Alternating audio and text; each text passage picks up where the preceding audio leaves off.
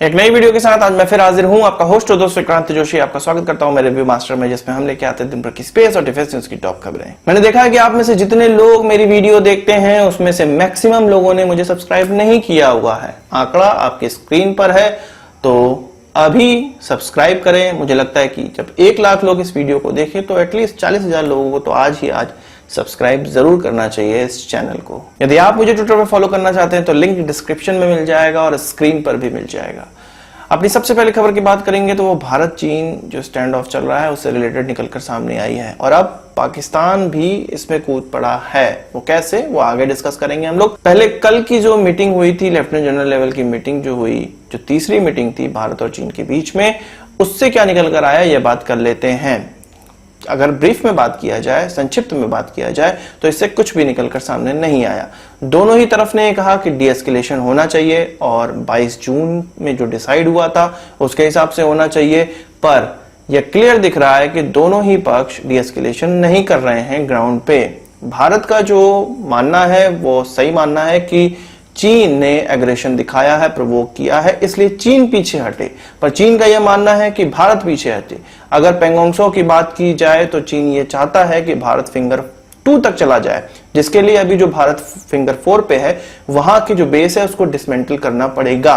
और हमेशा से ही भारत इस लोकेशन पे अपनी जो पोस्ट है उसको बनाया हुआ है, आईटीबीपी की वहां पे पोस्ट है और हमेशा से ही यहां पर रहा है।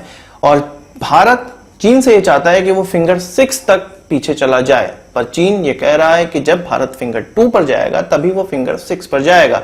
असल में उसकी जो जगह है वो फिंगर 8 तक है, पर डीएस्केलेशन करने के लिए इस तरह की चीजें की जा रही है कि 2-2 फिंगर दोनों पीछे हटेंगे शुरुआत में।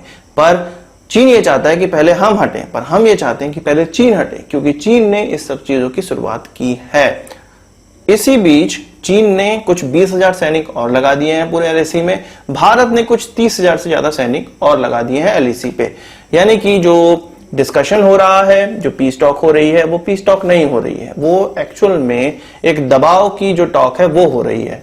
दोनों ही पक्ष अपना अपना मजबूत पक्ष लेकर आते हैं।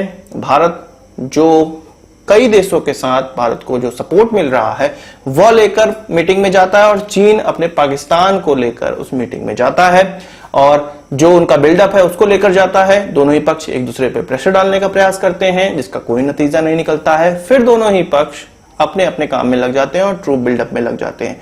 और भारत भी अब बिल्कुल क्लियर हो चुका है कि जो अप्रैल से पहले एलएसी की स्थिति थी वह होनी चाहिए, इसके अलावा कोई भी चीज मंजूर नहीं की जाएगी।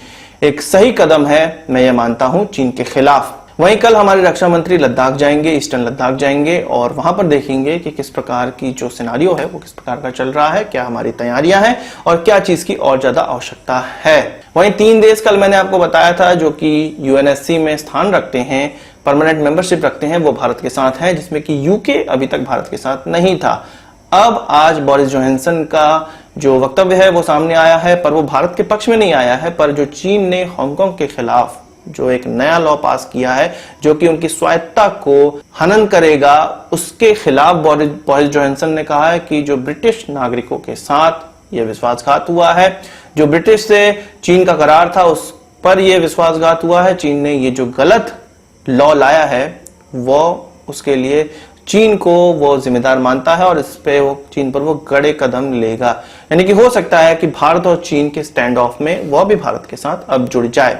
मैंने आपको बताया था कि France, Israel, America, Russia already Bharat के साथ हैं, वहीं जापान, ऑस्ट्रेलिया भी भारत के साथ हैं। जापान ने अभी कुछ दिनों पहले एक्सरसाइज भी की है। जब से ये स्टैंड ऑफ चला है उसमें जब एकदम पीक पर ये स्टैंड ऑफ था कुछ 2 दिन पहले, तब भारत और जापान के बीच में इंडियन ओशन में एक्सरसाइज भी हुई है, इसलिए जापान सीधे सीधे दिखा रहा है कि वो भारत के साथ है। वहीं चीन हमें क्या दिखा रहा है? चीन हमें यह दिखा रहा है कि पाकिस्तान उनके साथ है। वो तो हम बहुत पहले से जानते हैं। असल में एक खबर निकलकर सामने आई है कि गिलगित बाल्टिस्तान में कुछ 2 डिवीजन लेके पाकिस्तान पहुंच गया है अपने ट्रूप्स की, यानी कि उनके लगभग 20,000 सैनिक गिलगित बाल्टिस्तान से लगने वाले जो हमारा एलओसी है उस पर तैनात हो गए हैं और उनके द्वारा सेलिंग की जा रही है।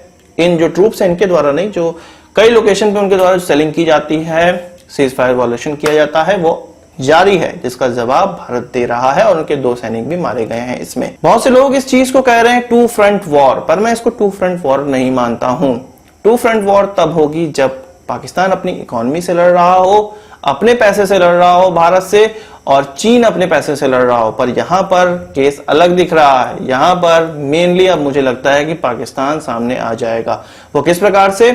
असल में जो पाकिस्तानी ट्रूप्स का जो खर्चा है या जो वेपन्स हैं वो चीन के द्वारा ही दिए जाएंगे। हम जानते हैं कि चीन के द्वारा ही उनको दिए जाते हैं, और यहां पर जो खर्चा लगने वाला है वो जाहिर सी बात है वो चीन का ही लगने वाला है, क्योंकि चीन की जो बॉर्डर रोड इनिशिएटिव है, जो सीपैक है, वो खतरे में पड़ जाने वाला है बिल्कुल। इसलिए उसने कहा होगा कि पाकिस्तान से तुम अपने एलओसी पे अपने ट्रूप्स को भेजो और भारत पे दबाव बनाओ। यहां पर हमें यह भी समझना चाहिए कि इससे भारत दबाव में बिल्कुल नहीं आने वाला है। बड़े देश, 6-7 बड़े देश जो कि विश्व में अपना अपना स्थान रखते हैं, वह भारत के साथ हैं, और चीन के साथ कौन है? उनका पालतू कुत्ता पाकिस्तान। तो ये समझ जाइए कि ये वन फ्रंट वॉर ही है।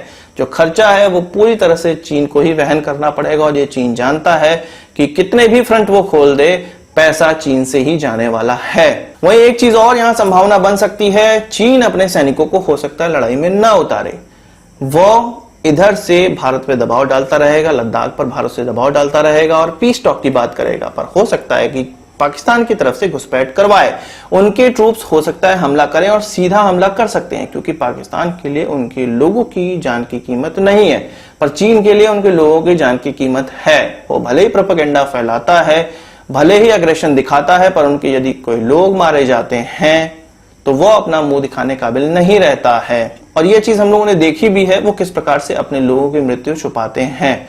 तो मुझे लगता है कि यहां पर वो भाड़े की जो सेना उनकी है पाकिस्तान, उसका इस्तेमाल ज्यादा करने वाले हैं। भारत के लिए क्या ऑप्शन होना चाहिए? भारत ऑस्ट्रेलिया और जापान के साथ मिलके उसको इंडियन ओशन में घेरे, चाइना को इंडियन ओशन में घेरे, और इधर से हमें ग्वादर पे हमला कर देना चाहिए अपनी नेवी के द्वारा। ग्वादर पे हमला कर देना चाहिए, उनके ग्वादर पोर्ट को बिल्कुल निस्त नाबूद कर देना चाहिए, और वहां से भी अपने ट्रूप अंदर डाल देने चाहिए। इससे भी बेहतरीन जो प्लानिंग है वो हमारी सेना की होगी। हम इस मामले में हमारी सेना से ज्यादा नहीं जान सकते हैं। सेना को यह पता है जब चीन से युद्ध होगा तो पाकिस्तान की तरफ से भी मोर्चा खोला जाएगा, और इसमें कोई घबराने वाली बात नहीं है। हमारी जो सेनाएं हैं वो बिल्कुल तैयार होंगी। अभी जो उनकी तैयारी चल रही है उस पर बात कर लेते हैं। S-400 आपको पता है चीन के द्वारा लगाया गया है अपनी सीमा पे। इसके अलावा S-300 भी लगाया गया है और चाइनीज सिस्टम भी लगाया गया है, जिसको डॉज करने के लिए अब भारतीय एयरफोर्स बिल्कुल प्रयास कर रही है और सीख रही है कि किस प्रकार से उनके द्वारा जो मिसाइलें लॉन्च की जाएंगी, उनके द्वारा जो हमें निशाना बनाया जाने वाला है, उससे कैसे हमें बचना है। आपको पता है कि हमने LAC पे ऑलरेडी अपने एयर डिफेंस सिस्टम, अपने और इजरायली और कहा जा रहा है अमेरिकन, ये एयर डिफेंस सिस्टम लगाए हैं, और इन्हीं के साथ भारत इस चीज का एक्सरसाइज कर रहा है, इस चीज को सीख रहा है कि उनके S-400 को किस प्रकार से चकमा देना है। यहां पर कहा जा रहा है कि जो माउंटेन्स हैं वो इसमें महत्वपूर्ण भूमिका निभाने वाले हैं। चीन की मिसाइलों को, चीन के जो S-400 या 300 के मिसाइलों को चकमा देने के लिए हम जो हिमालयन माउंटेन्स है, लद्दाख के माउंटेन्स हैं, उनका इस्तेमाल करेंगे, ऐसा देखने में लग रहा है। वही मैंने आपको ऑलरेडी बताया हुआ है कि अगर एयर टू एयर लड़ाई होती है, दोनों ही देशों की एयरफोर्स इन्वॉल्व होती है, तो इसमें भारत को एज प्राप्त है, क्योंकि हमारे जितने भी बेस हैं वो लोअर एरिया में हैं। चाइनीज जितने भी बेस हैं वो ऊंचे एल्टीट्यूड पे हैं। उनकी जो प्लेन्स हैं वो उतना ज्यादा भारी जो वेपन्स हैं या फ्यूल है उसको नहीं ले जा सकते हैं। हमारे ले जा सकते हैं। जब तक वो लद्दाख तक पहुंचेंगे, लेह तक पहुंचेंगे, तो तब तक वो वहीं से अपनी मिसाइलें फायर कर सकते हैं। और हमारे पास ब्रह्मोस जैसी मिसाइलें हैं, हमारे पास स्पाइस 2000 है। इनके द्वारा उनके बंकरों को या उनके जो पोस्ट है उनको निशाना बनाया जा सकता है। पर S-400 को देखकर, S-300 को भी देखकर, यहीं पर एक और खबर निकलकर सामने आई है कि स्पाइस 2000 का संख्या है उसका और ज्यादा ऑर्डर दिया गया है इजरायली कंपनी को। आपको पता है कि मिराज 2000 में इसका इस्तेमाल किया जा सकता है, और बालाकोट हमलों में भी हम लोगों ने जो ट्रेनिंग कैंप नष्ट करने के लिए इस्तेमाल किया गया था, इसी बम का इस्तेमाल किया था हमने। तो ये घातक बम है, प्रिसाइज अटैक कर सकता है। इसकी एक खेप ऑलरेडी मंगाई गई है, दूसरी खेप का ऑर्डर ऑलरेडी दे दिया गया है। वहीं कुछ खबरों में यह भी निकल कर आया था कि अमेरिका हमें F-22 रैप्टर या F-35 दे सकता है? तो मेरा ये मानना है कि वो बिल्कुल नहीं दे सकता। F-22 रैप्टर तो वो किसी को नहीं दे सकता है, और F-35 अभी उन्हीं कंट्रीज को केवल दिया जा रहा है जो कि इसको डेवलप करने में पार्टनर थी, जिसमें कि भारत पार्टनर नहीं है। इसलिए अभी तक भारत को ये नहीं मिलेगा, और मिलना भी होगा तो इसको मिलने में बहुत समय लगेगा। हमारे पायलटों को इसको सीखना पड़ेगा, और भारत के लिए ये एयरक्राफ्ट नहीं है, क्योंकि इसको चलाए रखने का भी खर्च बहुत ज्यादा होता है। इसलिए इन खबरों में ना पड़े, ये बिल्कुल फेक खबर है। इस तरह की चीजें नहीं हो सकती हैं। हाँ, ऐसे सिस्टम जो हम इन देशों से लेते हैं उनकी जो मात्रा है वो बढ़ाई जा सकती है। हो सकता है जो अमेरिकन सेना में इस्तेमाल की जाने वाली चीज होगी, इजरायली सेना में इस्तेमाल की जाने वाली चीज होंगी, फ्रेंच सेना में इस्तेमाल की जाने वाली चीजें होंगी, जिनको हम खरीदे होंगे ऑलरेडी, वो अपनी सेना से भी उठा के चीजें दे सकते हैं अगर उनका प्रोडक्शन ज्यादा मात्रा में नहीं हो सकता है तो ये सारी चीजें हो सकती हैं। पर ऐसी कोई चीजें जो हम इस्तेमाल नहीं करते हैं या हमें उसको इस्तेमाल नहीं करना आता है, वो हमें नहीं मिल पाएगी। तो जो एयर डिफेंस सिस्टम है उनको चलाना काफी जल्दी सीखा जा सकता है, उनके रडार का इस्तेमाल करना सीखा जा सकता है, और जितने भी हमारे एयर डिफेंस सिस्टम लगे हैं उनके रडार से हम पूरी तरह से जानकारी ले पा रहे हैं कि चाइना कौन सी हरकतें कर रहा है। वहीं इकोनॉमिकल बाइकॉट उनका जारी है। रेलवे की एक पीएसयू है रेलटेल, 800 करोड़ रुपए का एक प्रोजेक्ट वो चाइनीज कंपनी को देने वाले थे, जिसमें कि AI बेस्ड कैमरे इस्तेमाल होने थे रेलवे पे, तो उसको निरस्त कर दिया गया है, और इसमें अब दूसरी कंपनियों को ढूंढा जा रहा है, और चाइनीज कंपनियों को टाटा बाय बाय कर दिया गया है। जो पूरा कॉन्ट्रैक्ट है वो अब नहीं देने का विचार किया गया है। इसमें जो AI कैमरे हैं वो लोगों के टेम्परेचर और कौन व्यक्ति मास्क नहीं लगाया है, ये सारी जांच करने के लिए इन कैमरों का इस्तेमाल किया जाना था। वहीं वेबू एक चाइनीज सोशल मीडिया वेबसाइट है जिसमें हमारे प्रधानमंत्री का भी अकाउंट बना हुआ था, 115 पोस्ट थी उसमें, तो अब इस अकाउंट को डिलीट कर दिया गया है, और डिलीट करने की प्रक्रिया इतनी लंबी थी कि 3 से 4 दिनों का समय इसमें लग गया। इसके बाद 113 पोस्ट इसमें से डिलीट हुई, पर 2 पोस्ट ऐसी रह गई जिसमें कि हमारे प्रधानमंत्री की उनके राष्ट्रपति के साथ, शी जिनपिंग के साथ फोटो थी। उस पोस्ट को डिलीट नहीं किया जा रहा था, क्योंकि उनकी ये पॉलिसी है कि उनके राष्ट्राध्यक्ष के साथ किसी की फोटो होगी तो उसको डिलीट नहीं करेंगे, पर किसी तरह उसको डिलीट किया गया, और अब इस अकाउंट को भी डिलीट कर दिया गया है। तो इस प्रकार के उनके कड़े नियम होते हैं। आप अपना अकाउंट भी अगर डिलीट करना चाहते हैं तो उसमें भी इतना समय लग जाने वाला है। और लोग यहाँ पर ये कह रहे हैं कि हमने चाइनीज ऐप क्यों ब्लॉक किए, कितने लोगों की रोजी रोटी छिन गई, या इन ऐप्स को डिलीट करने से हमारा जो हक है, हमें जो इस ऐप को हक करने की स्वतंत्रता है, उसको छीना जा रहा है।